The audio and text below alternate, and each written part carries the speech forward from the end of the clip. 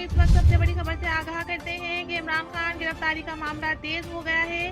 Police की भारी नफरी तैनात कर दी गई है। कारकुनों ने भी मोर्चे संभाल लिए। पुलिस किसी भी वक्त इमरान खान को गिरफ्तार कर सकती है। पूरे पाकिस्तान में कारकुनों की तैयार रहने की हिदायत कर दी गई।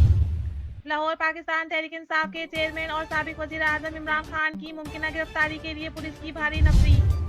चेयरमैन पीटीआई की रिहाइशगाह जमान पार्क की इतराफ में तैनात है, जबकि पुलिस ने जमान पार्क की तरफ आने वाले रास्ते भी बंद कर दिए हैं।